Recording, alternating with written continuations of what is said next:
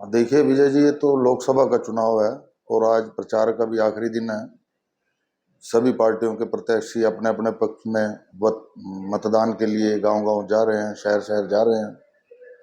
और उसी संबंध में हमारे भी चिर परिचित अपने प्रत्याशी, भारतीय जनता पार्टी के प्रत्याशी, पूर्व में रहे मुख्यमंत्री श्रीमान श्री मनोहर लाल जी भी भारतीय जनता पार्टी की तरफ से उम्मीदवार हैं और बड़े सशक्त उम्मीदवार हैं। पूर्व में 9.5 साल उन्होंने हरियाणा की जनता की सेवा की है, जो कि अपने आप में बड़ा सराहनीय एक उनका कार्यकाल रहा। उन्होंने हरियाणा को विकास के नए आयाम स्थापित किए हरियाणा में। आप देखो, गांव में जितना विकास इन 9.5 साल में हुआ है विजय जी, हमने तो पहले कभी इतना विकास देखा नहीं।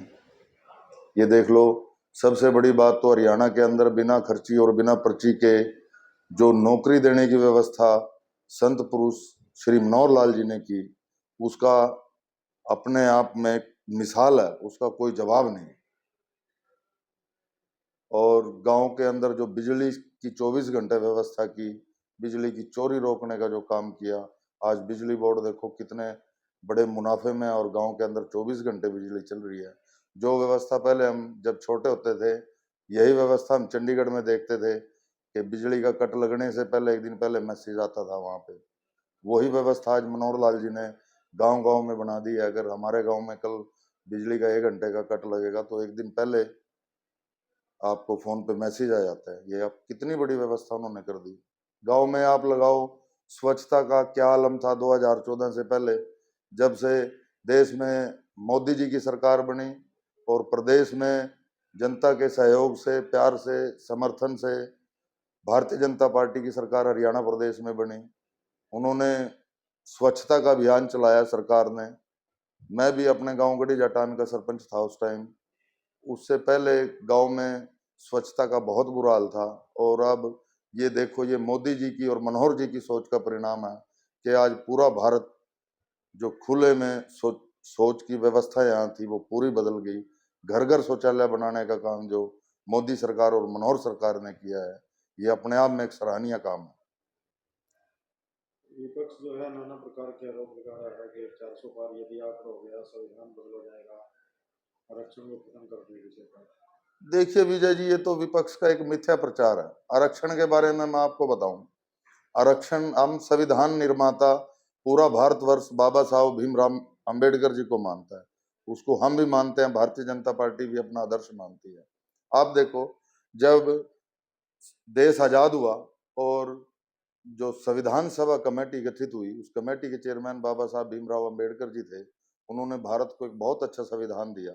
उसके बाद जब आजाद भारत में पहला इलेक्शन हुआ और बाबा साहब भीमराव अंबेडकर जी ने चुनाव लड़ा, तो यही वो कांग्रेस थी जिन्होंने उनके खिलाफ प्रत्याशी मैदान में उतारा और बॉम्बे सेंट्रल सीट से उनको हराने का काम किया। दूसरा चुनाव हुआ, इन लोगों ने उनके खिलाफ फिर षड्यंत्र रचा और उनको षड्यंत्र के तहत दोबारा चुनाव हराने का काम किया बॉम्बे सेंट्रल सीट से। और ये कहते हैं हम आरक्षण के पक्षधर हैं। इन्होंने बाबा साहब को तो कभी लोकसभा पहुंचने नहीं दिया। और संविधान को कौन बदल सकता है? ये तो खुद मोदी जी ने कह दिया कि अगर बाबा साहब भी दोबारा यहाँ आ जाएं तो संविधान तो वो भी नहीं बदल सकते। सब ये तो विपक्ष का एक मिथ्या प्रचार है।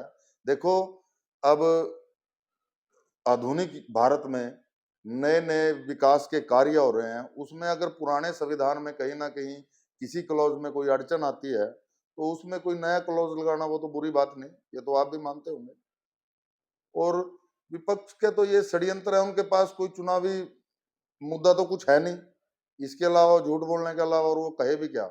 अब भूपेंद्र सिंह हुड्डा, आप ये देखो, चुनाव तो है लोकसभा का, आप कहीं भूपेंद्र सिंह हुड्डा का कोई इंटरव्यू देख लो, बात करते हैं विधानसभा चुनाव की। लोकसभा चुनाव लड़ रहे हैं और कहते हैं आने वाला विधानसभा चुनाव का जो कार्यकाल होगा वो हमारा होगा। अरे भले आदमी, पहले लोकसभा का तो चुनाव लड़ो। ये तो बताओ, आप लोकसभा का चुनाव किन मुद्दों पर लड़ रहे हो और आपका प्रधानमंत्री कौन होगा, वो तो इनको पता नहीं। ये तो इनकी नीति है कि झूठा प्रचार करके और कोई विकास का कार्य तो। और इंद्री का तो इतना बुरा हाल हुआ उनके शासनकाल में 10 साल के, जिसकी कोई सारी हदें पार कर दी उन्होंने तो भेदभाव की। आप देखते होंगे, यहाँ से इंद्री से करनाल जाना पड़ता था, तो कोई लोग तो नीलो खेड़ी जाता था वाया नीलो खेड़ी, कोई वाया गढ़ी बिरबल जाता था, कोई वाया जोड़ माजरा जाता था, कोई पूरे इंद्री विधानसभा की एक भी सड़क ठीक नहीं थी। आज आप देखो करनाल से कुंजपुरा 4 लाइन बन चुका है, करनाल कुंजपुरा ब्लॉक बन चुका है, करनाल से लाडवा 4 लाइन बन चुका है। इंद्री विधानसभा की लगाओ आप, इन 10 सालों में कितने विकास कार्य भारतीय जनता पार्टी की सरकार ने और पूर्व में रहे मंत्री श्री कर्णदेव कंबोज जी ने कराए हैं। इंद्री में रेस्ट हाउस की व्यवस्था देख लो आप, इंद्री में वेस्टर्न यमुना कनाल, जहां से इंद्री विधानसभा शुरू होती है और जहां खत्म होती है, विजय जी एक भी पुल कोई पुराना नहीं रहा, सारे के सारे पुल नए बने।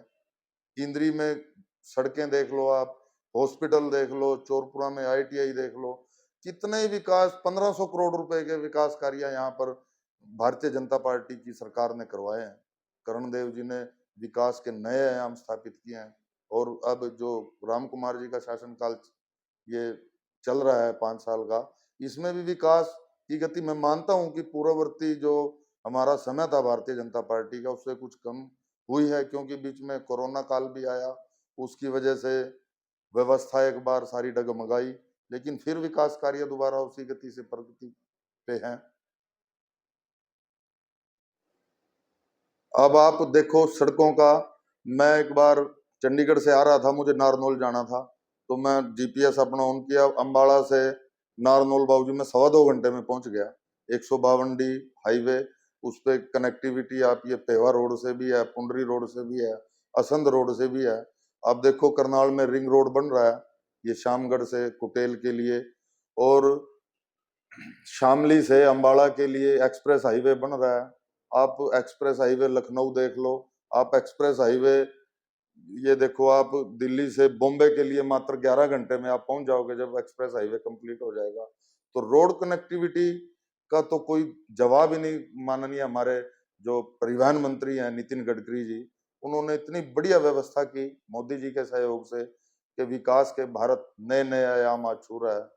और इससे भी बढ़कर आप देखो विजय जी, हम सब भगवान राम को अपना भगवान मानते हैं। मानते क्या, वो है ही हमारे भगवान, हमारी संस्कृति का प्रतीक है। जब आजाद भारत से पहले तो चलो यही सोच लेते थे कि भाई देश अंग्रेजों का शासन काल था, इस वजह से बाबर ने जो वहां बाबरी मस्जिद की स्थापना कर दी थी, हम राम मंदिर नहीं बना पाए। लेकिन 1947 में भारत आजाद हो गया, उसके बाद तो हमारा ही राज था। हम अपने रामलला को अब उनके मंदिर में नहीं बैठा सके, ये केवल और केवल कांग्रेस की नीतियों का परिणाम था। उन्होंने केवल इस मुद्दे पर राजनीति की। अब उत्तर प्रदेश में मुलायम सिंह जी की सरकार थी, उस टाइम की सरकार ने कार सेवकों पर गोली चलाने का काम किया, सैकड़ों कार सेवक मारे गए। अब हम सरकार की तरफ से हमारे सांसद जी संजय भाटिया जी के साथ हम अयोध्या गए थे। बाबूजी कितना भव्य वहां पे मंदिर बना है, उसका कोई जवाब नहीं। और अयोध्या इतना पवित्र धाम बना दिया है, इतना सुंदर शहर बना दिया। मैं कहता हूँ कि जो अयोध्या का आप रेलवे स्टेशन देखना, इतना भव्य, तो ये कह लो विकसित राष्ट्रों के एयरपोर्ट भी नहीं होंगे।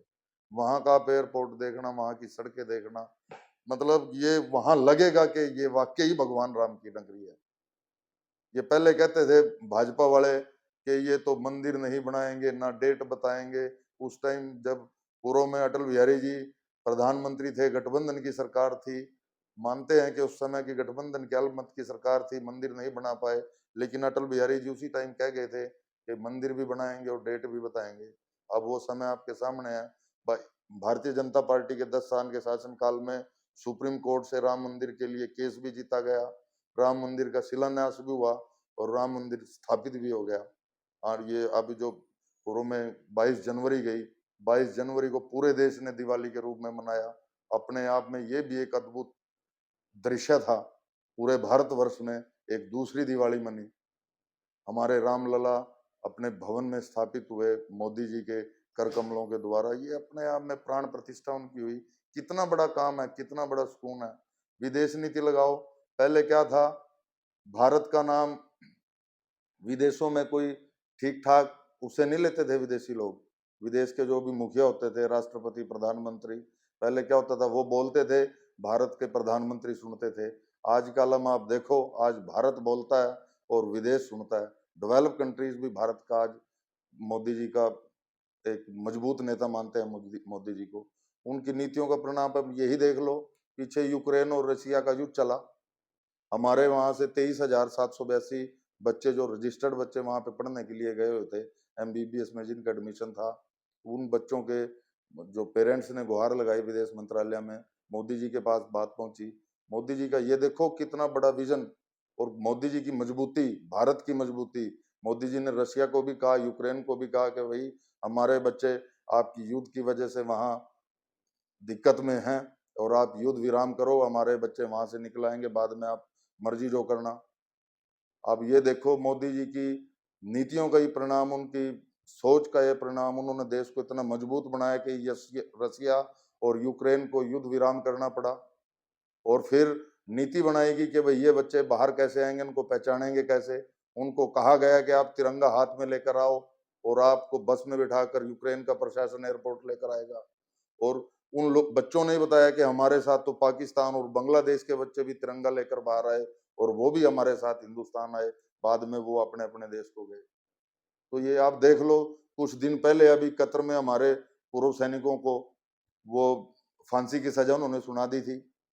मोदी जी ने कहा कि भाई ये हमारे सैनिक हैं, अगर इन्होंने वहां कोई गुनाह किया भी है तो इनको यहाँ हमारी कोर्ट में इनका केस चलेगा और इनको सजा हम देंगे। वो वहां से जिंदा वापस यहाँ आए आए देखो ये अपने आप में कितना बड़ा काम है। ये लोग कहते थे विपक्ष के लोग कि बाबरी मस्जिद अगर गिरी तो यहाँ तो कत्लेआम मिच जाएगा, यहाँ दंगे फसाद हो जाएंगे, ये हो जाएगा, संसार में इतने मुस्लिम देश हैं वो हमला कर देंगे। आप देखो ये मोदी जी की नीति का ही परिणाम है, मोदी जी की सोच का परिणाम है। आज अबू धाबी में भव्य मंदिर बना है हमारा, सनातन धर्म की वहां स्थापना हुई है। ये देखो आप कितना बड़ा विजन है कि हिंदू धर्म पूरा, जो मोमडन एक अपने आप में सबसे बड़े उनके विकसित देश हैं जो अबू धाबी, उनमें भी सनातन धर्म की स्थापना हुई। तो ये भारतीय जनता पार्टी का ही कमाल है। लोग जो है वोट राष्ट्र देश हित में है, क्या है? जी बिल्कुल, बिल्कुल देश हित में ही लोग वोट देंगे, ऐसा हमारा मानना है। और जो मोदी जी ने, भारतीय जनता पार्टी का जो नारा है, अब की बार 400 पार, भारतीय जनता पार्टी 370 पार और एनडीए गठबंधन 400 पार, यही होगा। विपक्ष केवल और केवल 4 तारीख को ये कहेगा कि ये तो ईवीएम की सेटिंग है, उनको यही रोना रोना है, क्योंकि लोगों ने मन बना लिया है कि मोदी जी तीसरी बार प्रधानमंत्री इस देश के बनेंगे और वो लोग मन बना के बैठे हैं। इसी उसमें अपना करनाल लोकसभा में माननीय मनोहर लाल जी, जो मैं कह सकता हूं कि राजनीति के संत पुरुष, अगर सफेद कपड़ों के संत कोई हैं तो वो श्री मनोहर लाल जी हैं, जिन्होंने बिना किसी भेदभाव के हरियाणा एक, हरियाणवी एक का नारा देकर इस देश की इस प्रदेश की 9.5 साल सेवा की और प्रदेश में नए नए विकास के आयाम स्थापित किए जो हम कभी सोच भी नहीं सकते थे। मैंने आपको पहले भी बताया, चाहे वो स्वच्छता अभियान हो, चाहे वो बिजली का व्यवस्था हो, और इससे भी बड़ी व्यवस्था विजय जी मैं आपको बताऊं, माननीय मोदी जी ने एक सोच रखी कि गरीब व्यक्ति अपना इलाज कैसे कराए, इलाज बहुत महंगे हो गए हैं। उन्होंने आयुष्मान कार्ड की योजना बनाई। आयुष्मान कार्ड की योजना में जिन परिवारों की आय 1,80,000 रुपए से कम है, उनका आयुष्मान कार्ड माननीय मोदी जी ने बनाया और उनको 5 लाख रुपए तक की वार्षिक इलाज की गारंटी उनको प्रदान की। और आप देखो गांव में जाओ, मेरे गांव से कम 50 से 60 बुजुर्गों ने आयुष्मान कार्ड के माध्यम से अपनी आंख का इलाज कराने का काम किया। मोतियाबिंद, जिसको हम देसी भाषा में कहते हैं कि आंख बनवाली, जिसपे 70-80 हजार रुपए, लाख रुपए तक का खर्चा है, वो आज बुजुर्ग गरीब आदमी मुफ्त में करा रहा है। इससे भी आगे की चिंता करते हुए मनोहर लाल जी ने मोदी जी को कहा कि मोदी जी, आपने 1,80,000 रुपए तक के गरीब व्यक्ति का तो आयुष्मान कार्ड बना दिया, लेकिन जो व्यक्ति, जो परिवार जिसकी आमदन 1,81,000 रुपए है, वो परिवार भी कोई अमीर परिवार नहीं है। और मनोहर लाल जी उनके लिए चिरायु कार्ड की योजना लेकर आए, जिस व्यक्ति की आमदन, वार्षिक आमदन 1,80,000 रुपए से 3.5 लाख रुपए तक है, वो केवल और केवल 1,500 रुपए का प्रीमियम किसी भी सीएससी सेंटर पर जाकर ऑनलाइन जमा कराकर अपना चिरायु कार्ड बनवा सकता है और वो व्यक्ति 5 लाख रुपए तक का इलाज अपना फ्री करा सकता है। हम नहीं चाहते कि कोई आदमी बीमार पड़े और उसको आयुष्मान कार्ड की जरूरत पड़े, लेकिन भविष्य के गर्भ में क्या छिपा है विजय जी, ये किसी को नहीं पता। ये मोदी और मनोहर जी ने तो इससे भी आगे की सोच रखते हुए उन्होंने ये कहा कि भाई जिस व्यक्ति जिस परिवार की आय 3.5 लाख रुपए से भी अधिक है, वो व्यक्ति भी कोई अमीर व्यक्ति नहीं है, वो भी किसी अच्छे हॉस्पिटल में अपना इलाज नहीं करा सकता। उन्होंने उस व्यक्ति की चिंता करते हुए उसको केवल और केवल 4,000 रुपए मात्र प्रीमियम पे उनकी चिरायु कार्ड बनाने की व्यवस्था की। ये अपने आप में उनका एक बहुत बड़ा सराहनीय काम अपील क्या करना चाहेंगे?